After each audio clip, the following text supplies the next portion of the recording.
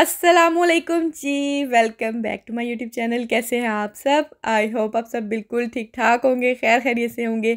हम सब भी अल्हम्दुलिल्लाह बिल्कुल ठीक ठाक हैं। तो जी ये है हमारा ईद का व्लॉग जो कि आप लोगों को मिल रहा है ऑलमोस्ट ईद के एक हफ़्ते के बाद।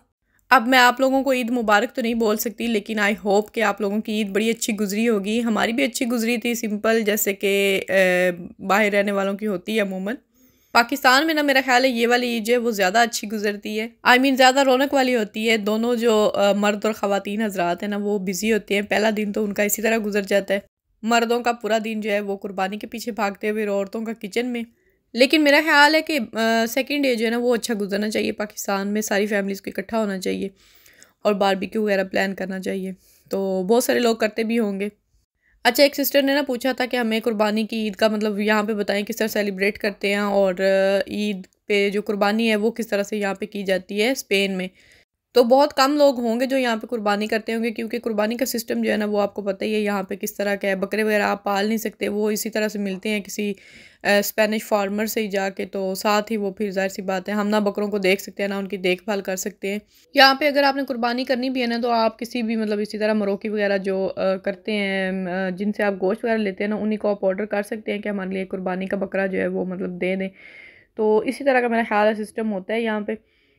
दूसरी ये प्रॉब्लम होती है कि यहाँ पे ना तो हमें कोई गरीब गुरबा नज़र आते हैं जिनमें हम वो गोश्त बांट सके। बाकी जो है अपने फ्रेंड्स ही होते हैं, फिर वो सब खुद ही खाना होता है या फिर फ्रेंड्स को देना होता है। तो मेरा ख्याल है इससे ज़्यादा अच्छा रहता है कि पाकिस्तान में कुर्बानी की जाए, और हम हर साल जो है ना वो कुर्बानी पाकिस्तान में ही करते हैं। पैसे वगैरह भिजवा देते हैं घर पे, तो वो लोग कुर्बानी कर देते हैं। तो ज़्यादा मुस्तहिक लोगों तक जो है ना वो उसका गोश्त पहुँच जाता है। बाकी अल्लाह ताला नीतों का हाल जानने वाला है, वो जानता है अच्छी तरह से किसकी कुर्बानी कबूल हुई है किसकी नहीं। अल्लाह ताला सब की वैसे कुर्बानी कबूल करे जिन्होंने भी की है। तो जी इस ईद पे बहुत ज़्यादा सोचने के बाद मैंने डिसाइड किया था कि मैं गाजर का हलवा बनाऊंगी मीठे में। ज़्यादा सोचना इसलिए पड़ता है क्योंकि हमने मीठा सिर्फ अपने घर पे खुद नहीं खाना होता है, हमने अपने जितने भी आसपास क्लोज़ फ्रेंड्स हैं उनके घर भी मीठा भिजवाना होता है। तो हर ईद पे आप लोगों को पता ही होगा, मैं आप लोगों के साथ शेयर करती रहती हूँ, हम लोग बनाते हैं खीर। रबड़ी खीर होती है जिस पे बहुत ज़्यादा टाइम लगता है, और सारी फ्रेंड्स ऑलमोस्ट वही बनाती हैं, थोड़े बहुत डिफरेंस के साथ। कोई उसमें गाजर ऐड कर लेती है, कोई जस्ट जो है वो चावल और दूध की खीर बनाती है। तो वो इस तरह क्या होता है कि सेम सेम हो जाती हैं, बस ये होता है थोड़ा बहुत टेस्ट का फ़र्क आ जाता है। और ये होता है कि हमने एक दूसरे के घर खीर भिजवाई है। तो वो इतने दिन जो है ना हम लोग खा भी नहीं सकते, एक एक हफ़्ता जो है ना वो चलती रहती है। और एंड पे क्या होता है कि बड़े अफसोस के साथ जो है ना वो फिर हमें जो होती है ट्रैश करनी पड़ती है जो बच जाती हैं। तो मैंने ईद से एक दिन पहले जो है ना ये जस्ट जो है मैंने डिसाइड किया, मैंने कहा मैं गाजर का हलवा बनाऊंगी जो कि जल्दी ख़राब भी नहीं होता है। अगर आप एक हफ़्ता 10 दिन भी उसको रखेंगे ना तो वो ख़राब नहीं होगा। तो खीरें जो है वो आ जाएंगी फ्रेंड्स की तरफ से। तो मैं गाजर हलवा बना लेती हूँ, और ये देखे चलते ही जो है ना मेरा आज जो है ना वो काम ख़राब होना शुरू हो गया था। मेरा ये स्पैचुला टूट गया था। आज सुबह से ना मेरी छठी इस कह रही थी कि कुछ ना कुछ टूटेगा मेरे हाथों से। जिस मशीन के साथ मैंने कैरेट्स ग्रेट की है ना तो मुझे लग रहा था उसका भी जो पुर्जा है ना वो भी टूट जाएगा मेरे हाथों से, क्योंकि वो फिट नहीं हो रहा था। लेकिन वो तो बच गया, लेकिन बाद में वो भी टूटा था। मैं बता दूं आप लोगों को, वो मैंने धो के रखा था ऊपर, और मैंने साथ वॉशिंग मशीन चलाई हुई थी। तो उसकी पता है आपको वाइब्रेशन बहुत ज़्यादा होती है, तो वो किचन में लगी होती है, उसकी वाइब्रेशन के साथ ना वो ऊपर से गिरा था और उसका एक कोना टूट गया शीशे का। इससे साबित ये हुआ कि हमारी छठी हिस्स जब हमें वार्न कर रही होती है ना तो हमें उस पर पूरी तरह से तवज्जो देनी चाहिए, और अपने आसपास की सिक्योरिटी जो है ना वो ज़्यादा महफूज करनी चाहिए। तो एनीवे गाजर के हलवे की रेसिपी मैंने मेरा ख्याल है कई दफ़ा शेयर की हुई है, लेकिन अभी मैं ये 5 kg जो है ना वो कैरेट्स का हलवा बना रही थी। तो ये इतनी सारी जो है ना वो हाथ से तो होने वाली नहीं थी, तो इसीलिए मैंने मशीन जो है वो यूज़ की थी। बड़ी पुरानी है, 3-4 साल पुरानी है, लेकिन मैंने यूज़ भी बस ये 3-4 दफ़े की होगी। साथ साथ जी मैंने नाश्ता बना लिया था जब मेरा कोई हलवा जो है वो इस हालत में आ गया था कि अब मैं आराम से बैठ के नाश्ता कर सकती थी। तब ये मैंने बच्चों को स्कूल छोड़ा था उस दिन, ईद से एक दिन पहले की बात है। तो स्कूल से आते साथ फ़ौरन मैंने फिर वो कैरेट्स जो है वो ग्रेट की, उनको उनको देगचे में डाल के मैंने इतना बस सॉफ्ट कर लिया था। उन्हीं के पानी में, कोई पानी वगैरह उसमें ऐड नहीं किया था। जब वो थोड़ी सॉफ्ट हो गई थी तो उसके अंदर मैंने दूध डाल दिया था 3 लीटर। तो वो जब पकता रहा है थोड़ा सा, तो उसके बाद जो है ना मैंने फिर नाश्ता बनाया था, और फिर दरमियान में याद के आने का टाइम हो गया था। वो मैंने लो टू मीडियम फ्लेम पे ही ना पूरी रखा था, क्योंकि मुझे इतनी कोई जो है ना वो जल्दी नहीं थी। मैंने सोचा था आराम सुकून से बन जाएगा, अच्छी तरह से बनना चाहिए। तो फिर मुझे याद आया कि मैंने पता नहीं उस दिन क्या पकाया हुआ, तो मुझे याद नहीं, तो याद ने वो खाना नहीं था। तो मैंने सोचा चलो जल्दी से साथ जो है ना वो पास्ता रेडी कर लेती हूँ। तो पास्ता बॉयल किया, और ये मेरे पास कीमा पड़ा हुआ था, कुछ दिन पहले मैंने कोफ्ते बनाए थे तो उसी में से थोड़ा सा बचा हुआ था। इसके अंदर ऑलरेडी सारे जो है ना वो मसाले वगैरह ऐड थे, लहसुन अदरक और प्याज और बाकी जो जितने भी स्पाइसेस होते हैं वो सब उसके अंदर थे। तो जस्ट मैंने इसको डिफ्रोस्ट किया और हल्का सा जो है वो तेल डाल के इसको मैंने कर लिया था, थोड़ा सा फ्राई कर लिया था। और उसके बाद इसके अंदर मैंने टोमेटो प्यूरी ऐड की, थोड़ा सा भी चिली सॉस, और उसके बाद सोया सॉस ऐड करूँगी। और उसके बाद जी थोड़ा सा इसको भूनने के बाद इसमें डाल देंगे पास्ता, और उसको अच्छी तरह से मिक्स करने के बाद थोड़ी देर के लिए मैंने 4-5 मिनट के लिए फिर दम पे लगा दिया था। और ये बहुत मज़ेदार पास्ता बना था। बाकी बच्चों ने भी फिर घर आके जो है ना वो यही खा लिया था। बाकी बच्चे जो है ना वो वैसे लंच स्कूल में ही करते हैं, तो वो तकरीबन लंच करने के बाद ही उनको आधे घंटे के बाद छुट्टी हो जाती है, तो इतनी ज़्यादा उनको भूख नहीं होती है। तो शाम में फिर उन्होंने ये खा लिया था। जब भी ईद के लिए कोई खीर वगैरह बनती है ना, तो दरमियान में वो मुझे देगचा ज़रूर उतारना पड़ता है, क्योंकि ज़ाहिर सी बात है खाने वगैरह का टाइम होता है और उन पे इतना टाइम लगता है इन चीज़ों पे। तो रमज़ान में जो होती है ना, अगर तो मुझे पता हो आप लोगों को, मैंने बताया हुआ है पहले ही सभी लोग शायद ऐसे ही करते होंगे कि मैं जो है ना अगर पता हो 30 रोज़े हों तो फिर मैं उसी दिन जो है ना मतलब अफ्तारी से पहले पहले जो है ना वो खीर रेडी कर लेती हूँ। लास्ट ईद पे भी अल्हम्दुलिल्लाह ऐसे ही हुआ था।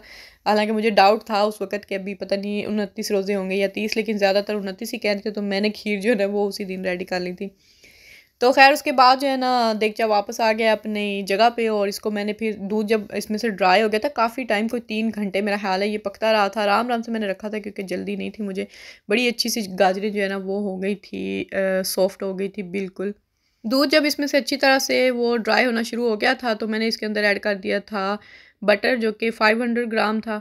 वो ऐड करने के बाद थोड़ी देर मैंने इसको कुक किया, और उसके बाद जी इसके अंदर मैंने अभी डाला है पाउडर मिल्क ऐड किया था। तकरीबन 2 कप जो है ना वो मैंने इसके अंदर पाउडर मिल्क ऐड किया था, और इसको अच्छी तरह से अब जो है ना ये भुनाई के मतलब स्टेज पे है, इसको अच्छी तरह से आपने भूनना है। तो बहुत ज़्यादा भूनने के बाद थोड़ा सा बस अभी आप इसमें आपको नज़र आ रहा है हल्के हल्के बबल्स बन रहे हैं अभी भी मिल्क के, और क्योंकि बटर वगैरह ऐड किया ना उसकी वजह से दूध वैसे उसमें से पूरी तरह से खुश्क हो गया था। तो इसके अंदर अब मैंने लास्ट पे जो है ना वो डाली है चीनी, वाइट शुगर मैंने इसके अंदर ऐड की है। 1 गिलास भर के मैंने इसके अंदर ऐड की थी, क्योंकि गाजरें भी मीठी होती हैं, तो जाहिर सी बात है मीठा आपको देख के डालना होता है। बाद में फिर मैंने चेक किया था तो मुझे लगा था थोड़ा सा मेरे लिए तो बैलेंस था, लेकिन मेरी फ्रेंड्स हर बार बोलती हैं कि आप मीठा बहुत कम डालते हैं, तो मीठे को मीठे की तरह ही पकाना चाहिए। तो मैंने सोचा जाहिर सी बात है मैंने सबके साथ शेयर करना है ये, तो मैं थोड़ा सा और फिर जो है ना आधा गिलास इसके अंदर और चीनी डाल दी थी।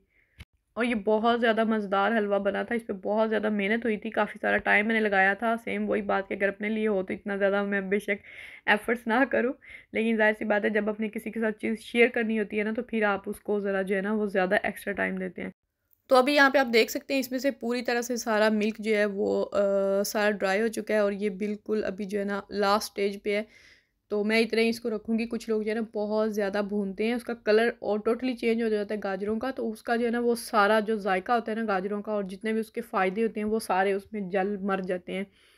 तो इसको जो है ना वो इतना ही भूनना चाहिए जितना उसमें से जो दूध आपने डाला है वो अच्छी तरह से ड्राई हो जाए, और जो आपने इसके अंदर बटर या घी ऐड किया है वो सेपरेट हो जाए, तो समझिए आपका हलवा रेडी हो गया। और उसको फिर एक्स्ट्रा बहुत ज़्यादा जो है ना वो भून भून के काला करने की ज़रूरत नहीं होती है, क्योंकि ये यहाँ की गाजरें हैं और ये इनका कलर ही ऑरेंज होता है, तो इनको आप जितना भी भून लें उनका वो वाला कलर नहीं आता जो पाकिस्तान में आता है, लेकिन ये भी कलर कितना खूबसूरत लग रहा है। अच्छा जी, एंड पे फिर मैंने इसके अंदर जो है ना वो ड्राई फ्रूट्स डाल दिए थे, बेसिक वही काजू बादाम पिस्ता, और थोड़ा सा कोकोनट पाउडर मैंने इसके अंदर ऐड किया था। बादाम मैंने अभी ऐड नहीं किए थे, तो बादाम जो है ना वो मैंने उनको भिगो के उनका छिलका वगैरह रिमूव कर लिया था, तो वो एंड पे मैं गार्निश के लिए यूज़ करूँगी। तो जी ये हलवा मेरा जो है वो तकरीबन 4-5 बजे तक शाम के ये रेडी हो चुका था। बीच बीच में जैसे ही मुझे टाइम मिला था तो मैंने घर की क्लीनिंग वगैरह और छोटे मोटे जो इस तरह के टास्क होते हैं वो कर लिए थे। और ये हमारा जो है ना वो नेबर में लगा है फिएस्ता, जो कि फिएस्ता दे बारी होता है, आपको पता ही है हर मोहल्ले में ही लगता है। ये समर का टाइम भी स्टार्ट हो गया, तो अभी आप देखेंगे आपको हर शहर में हर जगह पे हर मोहल्ले में ये छोटे मोटे फिएस्तास जो है ना वो नज़र आएंगे। तो ये हमारे मोहल्ले में हर साल लगता है और बहुत ज़्यादा बच्चे एक्साइटेड होते हैं। इस दफ़ा तो जो है ना वो बिल्कुल एग्जैक्ट डे जो है ना वो ईद वाले दिन ये फिएस्ता स्टार्ट हुआ था। मतलब ये एक दिन पहले की है, क्योंकि इन्होंने यहाँ पे जो है ना वो उस दिन स्टार्ट कर दिया था, लेकिन जो एग्जैक्ट उसकी डेट होती है वो 6 जून होती है। ये भी हम बाहर का जो है ना वो देख रहे थे, क्योंकि ये लोग जैसे ही फिएस्ता स्टार्ट किया था तो पूरा वो गलियों में घूमने फिरने के लिए निकलते हैं। तो ये हलवे को मैंने छोड़ दिया था रूम टेम्परेचर पे आने के लिए, क्योंकि ज़्यादा हलवा था उसको थोड़ा टाइम लगना था। और बीच में मैंने फिर लराइब को थोड़ी सी मेहंदी लगा दी थी, मैं अयाद ने खुद ही अपने हाथों पे लगा ली थी, और लराइब को भी एक हाथ पे लगा दी थी, क्योंकि मेरे पास इतना ज़्यादा टाइम नहीं था और उनको जो है ना वो ज़्यादा जल्दी थी, रात तक वो वेट नहीं कर सकते थे। तो खैर हलवा हमारा रेडी हो गया। मैंने सारी जो है ना वो प्लेट्स में इस तरह से डाल दिया था और गार्निश करके रख दिया था। सुबह सब में जो है ना वो अज़लान फिर जाके सारी फ्रेंड्स के घर दे आया था। तो ये जब दोनों भाई ईद पढ़ के आए थे पापा के साथ, ईद पढ़ने के लिए गए थे, और ये मोमिन और रज़लान को जो है ना वहाँ पे पैकेट जो है वो गिफ्ट मिले थे मस्जिद में। तो ये मैं चेक कर रही थी इसमें से कौन से सही हैं कौन से नहीं है, क्योंकि बहुत सारे लोग ज़ाहिर सी बातें पता में भी पता हो, लेकिन इस तरह से जो खुली चीज़ें होती हैं ना तो वो फिर उनका थोड़ा सा डाउट होता है। तो वो मैशमेलो जो है ना वो मुझे डाउट था, मैं कह रही थी पता नहीं वो हलाल वाला है या फिर नहीं, क्योंकि वो रैपर के बगैर था। तो वो हमने फिर फेंक दिया था। और ये जो है ना ये दोनों ठीक है, तीनों चीज़ें जो भी छोटी मोटी थी। और जो जेलेटिन कैंडी थी उसके अंदर उसके ऊपर लिखा हुआ था नो ग्लूटेन नो फैट, तो इसका मतलब कि वो ठीक थी, वो भी फिर मैंने उनको दे दी थी। नेक्स्ट जो है ना अभी मैं यहाँ पे मटन कढ़ाई बना रही हूँ। ईद वाले दिन एज़ यूजुअल हमारे घर सेम ही जो है ना वो बनती है डिश, क्योंकि हमारे घर को ईद वाले दिन गेस्ट वगैरह तो आने नहीं होते हैं, तो हमने खुद ही करना होता है जो थोड़ा बहुत करना हो। तो बाकी चीज़ें जो है ना बच्चे खाते नहीं है, तो मैं फिर वेस्ट करने के लिए एक्स्ट्रा किस्म की चीज़ें जो है ना वो बनाती नहीं हूँ। जस्ट मैं ये मटन कढ़ाई बनाती हूँ, साथ में नान बनाए थे, और मीठे में जो है वो खीर जिधर जिधर रज़लान देने गया था उन्होंने फिर जो है ना उसको वापस भी जो है अपनी तरफ से जो होती है वो उसके हाथ भिजवा दी थी, तो सभी के घरों से खीर भी आ गई थी। सुबह ये लोग नाश्ता करने के बाद ही जो है ना मस्जिद गए थे ना ईद की नमाज़ पढ़ने के लिए, तो इतनी ज़्यादा जो है ना वो फिर मुझे जल्दी नहीं थी। वैसे अमूमन कुर्बानी वाली ईद पे मैं बनाती हूँ, पहले कलेजी बनाती हूँ, अक्सर नाश्ते में कलेजी खा लेते हैं, और फिर दोपहर में जो है ना वो फिर मैं मटन कढ़ाई वगैरह बना लेती हूँ। लेकिन आज ये लोग सुबह ही नाश्ता करके चले गए थे, तो फिर आराम से मैंने ये बनाया। और मुझे ये भी था कि आज हमारा कोई ख़ास प्लान नहीं है कहीं भी हमारा जाने आने का, क्योंकि आज था फ्राइडे ईद वाले दिन। तो ज़ाहिर सी बात है नमाज़ पढ़ के आए हैं, थोड़ा वो फ्रेंड्स के साथ थोड़ा टाइम उन्होंने स्पेंड किया, हस्बैंड ने, बच्चे घर पे आ गए थे, और फिर खाना बनाया। खाना खा के तो ये है कि फिर जुमा भी था, जुमा भी पढ़ना होता है, तो इतना टाइम नहीं होता कि हम इधर उधर जो है ना वो घूमने फिरने के लिए निकल जाएँ लंबा। तो जी कढ़ाई हमारी जो है ना वो बातों बातों में रेडी हो गई है। सिंपल एंड वो जो होता है ना सिंपल वाला तरीका वही मैंने बनाई थी। इसको मैंने गोश्त को अच्छी तरह से जो है ना वैसे वॉश करके शाम को ही रख दिया था, और सुबह जो है मैंने जस्ट इसको तेल में पहले फ्राई किया। फ्राई करने के बाद इसके अंदर मैंने टमाटर, प्याज, अदरक, लहसुन, हरी मिर्च सारा कुछ डाल के मसाले, तो मैंने इसको जो है ना वो 1 गिलास पानी डालने के बाद रख दिया था कवर करके, ताकि ये अच्छी तरह से जो है ना वो गल जाए। और गलने के बाद मैंने इसको जस्ट जो है वो भून लिया था। और जी एंड पे इसको गार्निश कर लेंगे फ्रेश धनिया और मिर्चें और जो है ये अदरक के पीसीस के साथ। बहुत ज़्यादा डिलीशियस बनी थी। और साथ मैंने नान बनाए थे, नान मैंने तवे पे बनाए थे, और साथ सैलेड बनाया था, और बहुत मज़ेदार सा लंच हमने किया। और उसके बाद जो है ना हमारा छोटा सा प्लान मतलब बन गया था, बैठे बैठे ही हमने कहा चलो कहीं बाहर चलते हैं, जाके जो है ना वो मतलब पिक्चर वगैरह क्लिक कर लें। घर पे तो पिक्चर कोई बनती नहीं है। तो ये कपड़े चेंज किए हमारे लड़कों ने, क्योंकि इनको जो है ना वो पाकिस्तानी सूट पहनना बिल्कुल भी पसंद नहीं है। और ये हम तीनों, लराइब का भी इतना प्यारा ड्रेस था पाकिस्तान से मैं लेकर आई हुई थी, वो बहुत खूबसूरत था, लेकिन इसको पहनते साथ जो है ना पहले मैंने 2-4 दिन इसको ट्राई करवाया था, और इसने पहनते साथ चीखना शुरू कर दिया था। मुझे ये चुभ गया, क्योंकि वहाँ पे आपको पता है लेसिस वगैरह और इस तरह की जो एम्ब्रॉयडरी वगैरह हुई होती है ना, तो वो उसकी वजह से इसने बहुत ज़्यादा जो है ना वो शोर मचाया था, और सीधा कह दिया था कि वो ईद पे ये वाला ड्रेस नहीं पहनेगी। तो फिर मैंने उसके बाद जो है ना ये वाइट वाला फ़्रॉक इसका ख़रीदा था, और ये भी इसको कोई ख़ास पसंद नहीं था। तो एनीवे ये हमारे ड्रेसेस हैं पाकिस्तान से, आपको पता है पिछले साल हमने मंगवाए थे एथनिक से, अयाद का भी और मेरा भी। और इसकी स्टोरी आप लोगों को पता ही है कितने हमें एक्सपेंसिव पड़े थे, पूरा हमने इसका कस्टम जो है वो पे किया था। तो ईद पे हमारे वैसे मैंने कपड़े लिए हुए थे, लेकिन वो पाकिस्तान में पड़े रह गए, कोई आने वाला नहीं था, तो वो आ नहीं सके। तो ये भी न्यू थे, तो अभी हमने पहने नहीं थे, तो ये वाले हमने पहन लिए थे, अच्छे लग रहे थे, सिंपल एंड कंफर्टेबल थे। और इस दिन गर्मी भी थी, इतनी ज़्यादा नहीं थी, मतलब अच्छा मौसम था। तो जाहिर सी बात है अगर आप कोई रेशमी या फिर एम्ब्रॉयडरी वाले ओवर एम्ब्रॉयडरी वाले कपड़े पहनते हैं तो फिर वो आपको बहुत जल्दी इरिटेट करना शुरू हो जाते हैं। तो खैर हम लोग आ गए एज़ यूजुअल, हमारा कोई ग्रीन वाला एरिया जो है वहाँ पे बहुत सारी ग्रीनरी हो जहाँ पे अच्छी सी पिक्चर्स आ जाए।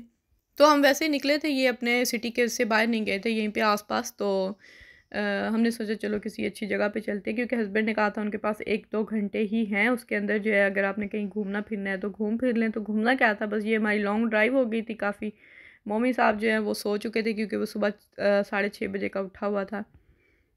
ईद पे वैसे ही पता नहीं क्यों बंदा मतलब थकावट सी हो जाती है, मेरा ख्याल है कोई ख़ास काम भी नहीं होता, लेकिन फिर भी रेडी शेडी होने के बाद ना एकदम बंदे को नींद आना शुरू हो जाती है। मुझे खुद ऐसे ही हो रहा था, और मेरे सर में इतना ज़्यादा दर्द शुरू हो गया था, क्योंकि मैंने लेट नाश्ता किया था ना, तो चाय जो है वो मेरे सर को लेट मिली थी, इसीलिए माइंड कर गया था। तो एनीवे ये आप देख सकते हैं कितना खूबसूरत जो है ना वो पूरी ग्रीनरी है आजकल। तो समर का सीज़न जो है वो यहाँ पे बड़ा ही प्यारा होता है।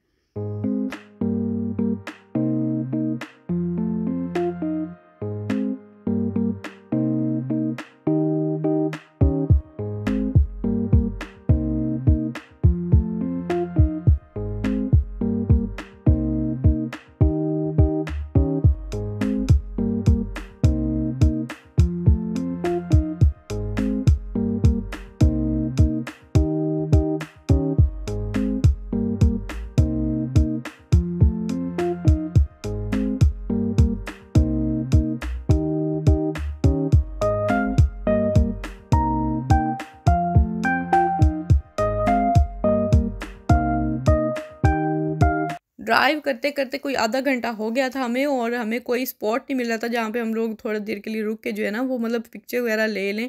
तो ये आगे जाते जाते जो है ना वो दूसरे सिटी की तरफ जा रही थी रोड, तो मैंने कहा चलो यहीं पे देखते हैं। ये मैं एक छोटी सी जगह नज़र आई थी, हस्बैंड ने कहा जाओ तुम निकल के ना देख के आओ कि यहाँ पे कोई जगह है मतलब थोड़ी देर के लिए रुकने की, या ये रास्ता कहीं पे जाता है, क्योंकि ऊपर से देखे ना तो ऐसा नहीं लगता कि ये जो है ना कहीं पे रास्ता जा रहा है, लेकिन ये नीचे जा रहा था। आई थिंक कोई गांव वगैरह था नीचे की तरफ, या फिर कोई प्राइवेट प्रॉपर्टी वगैरह थी किसी की।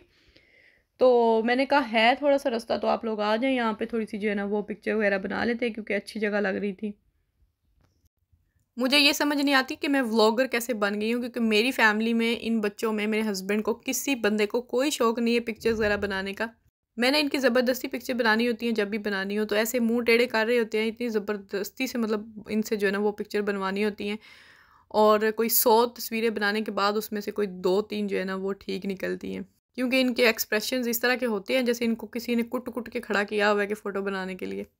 फिर जी हम लोग वहाँ से आए, क्योंकि आगे उधर जो है ना वो कोई जगह नहीं थी, नीचे जा रहे थे रास्ता, लेकिन उधर मेरा ख्याल है कोई प्राइवेट एरिया था, तो हम लोग वहाँ पे नहीं घुसे हैं। एज़ यूजुअल यहाँ पे जो है वो नहीं परमिशन होती है। हाँ इधर वो कह रहे हैं शोर नहीं करना। और क्या नहीं करना, क्या नहीं करना, नो फ्रेकार, बर्तन नहीं धोने, वो कैंपिंग नहीं करनी, आग नहीं जलानी, पार्किंग नहीं करनी।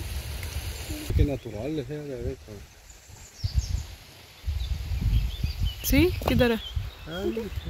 हाँ तो इससे पूछ, माई अपने काम लगी। चलो हमारी पोसास देखो कितनी ज्यादा है। तू आ जा, ये कुछ भी नहीं गंदे होते, ये रास्ता बना हुआ है, कोई कीड़ा नहीं है। वो देखो हमारी पोसास कितनी ज्यादा है इधर।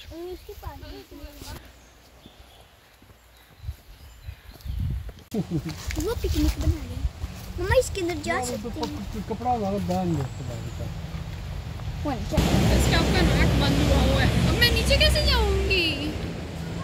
टांगों से। और कैसे? नहीं हम नहीं नीचे जा सकते। क्यों भाई? हील्स पहने हुए हैं। नहीं ये छलांग मार के अंदर जाने के लिए होते हैं।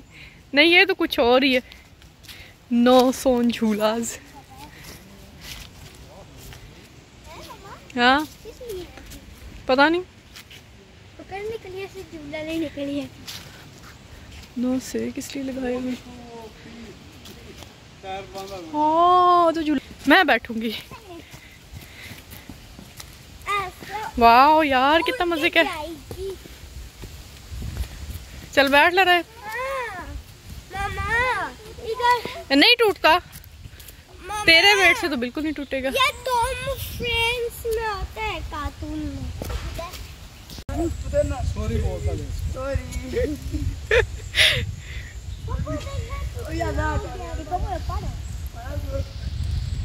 ¿Qué pasa?